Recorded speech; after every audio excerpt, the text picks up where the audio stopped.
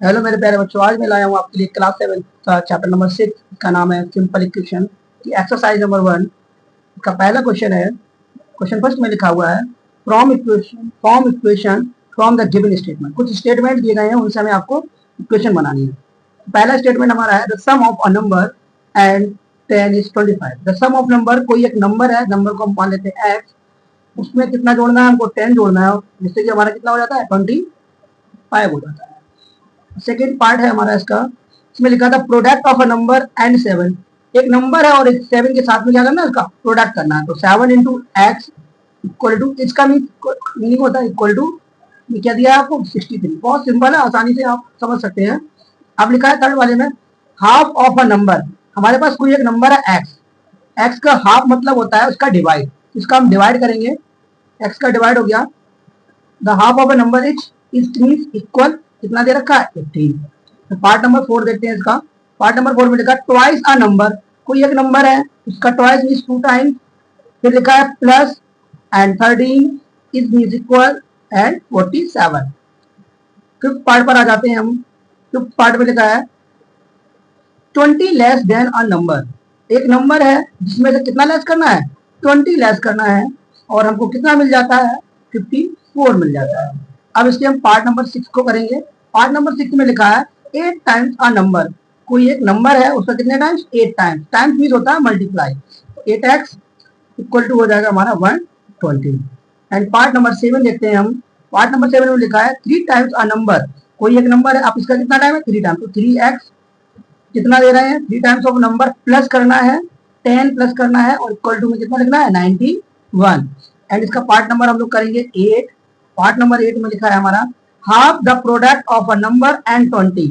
20 और एक नंबर का मल्टीप्लाई करना है, प्रोडक्ट करना है, और उसको क्या कर देना, हाफ कर देना। हाफ मीन 2 से डिवाइड कर देना है। तो आंसर विल बी होता है हमारा 50। अब इसके लास्ट पार्ट पे बढ़ते हैं, पार्ट नंबर 9। पार्ट नंबर 9 में क्या लिखा हुआ है बच्चों, पार्ट नंबर 9 में लिखा है 10 less than twice a number. एक नंबर है उसका क्या करना है, twice means 2 times, less means होता है -10, इक्वल टू कितना दे रहा है 86।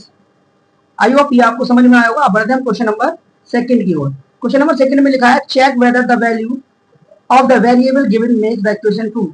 आपको कुछ इक्वेशन दी है। क्वेश्चन नंबर सेकंड का फर्स्ट पार्ट, इसमें आपको इक्वेशन दी है 3x प्लस 7 इक्वल टू 22, और यहाँ पर x की वैल्यू दे रहे हैं वो 9। आपको चेक करना है ये 9 इसका करेक्ट आंसर है या गलत है। तो यहाँ पर x लिखा है, वहां पर हमको कितना लिखा है 9। तो ये 3x मीन्स होता है, अभी हमने करा पीछे क्वेश्चन में कि प्रोडक्ट जब आता है तो हम टाइम्स आता है तो उसमें मल्टीप्लाई लगाते हैं। 3 multiply x plus 7 equal to 22। तो 3 इंटू एक्स का वैल्यू 9 प्लस 7 इक्वल टू 22। 9 3 जा 27 प्लस 7 इक्वल टू 22। यहाँ से आ जाएगा हमारा 34।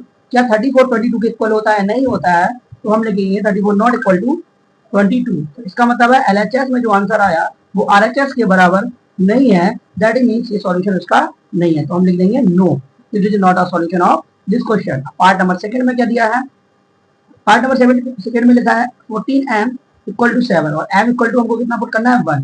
तो जैसे फर्स्ट में किया वैसे करेंगे, 14 into m equal to 7। 14 into m का वैल्यू 1 इक्वल टू 7। 14 बन जा 14। क्या 14 7 के इक्वल है, नहीं है, तो 14 not equal to 7। Therefore LHS not equal to RHS।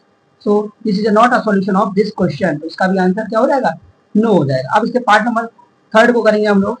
Part number 3 में लिखा है 2 ब्रैकेट में b प्लस 9 इक्वल टू 20, और हमें b की वैल्यू रखनी है कितनी 4। तो जहां पर b लिखा है उस जगह कितना लिखेंगे हम लोग 4 लिख देंगे इक्वल टू 20। तो 2 मल्टीप्लाई 4 और 9 हो जाता है हमारा 13 इक्वल टू 20। 13 टू जा 26 इक्वल टू 20। क्या 26 20 के बराबर है, नहीं है, तो LHS not equal to RHS। तो ये भी हमारा क्या है, इसका सॉल्यूशन नहीं है। अब हम इसका पार्ट नंबर करेंगे 4। पार्ट नंबर 4 में लिखा है 3x plus 2 upon 11 equal to x plus 5 upon 8, और x का वैल्यू हमको रखना है इसमें 3। तो जहां जहां हमारा x है वहां पर हम 3 लिखेंगे। 3 इंटू एक्स हो जाएगा, x का वैल्यू कितना है 3 प्लस 2 अपॉन में क्या लिखेंगे हम लोग 11।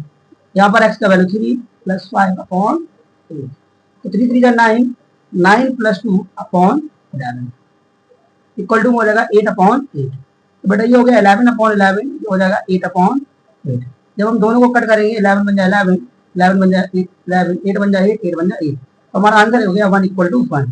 इसका मतलब है LHS इक्वल टू RHS। तो this is a solution of this question, इसका आंसर लिख देंगे हम लोग यस।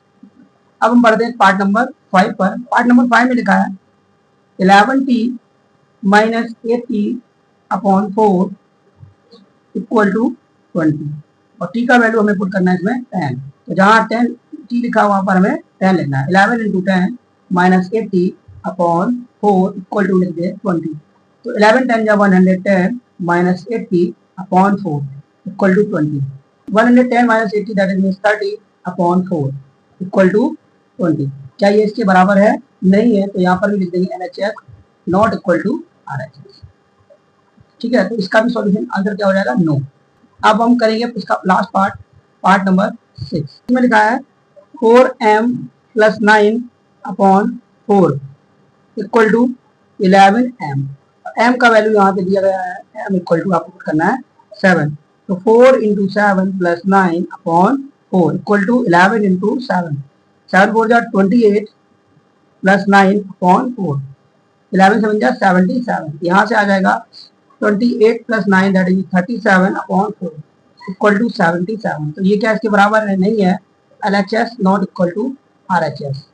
तो ये भी इसका सॉल्यूशन नहीं है, इसका भी आंसर हो जाएगा नो। आई होप ये आपको समझ में आएगा।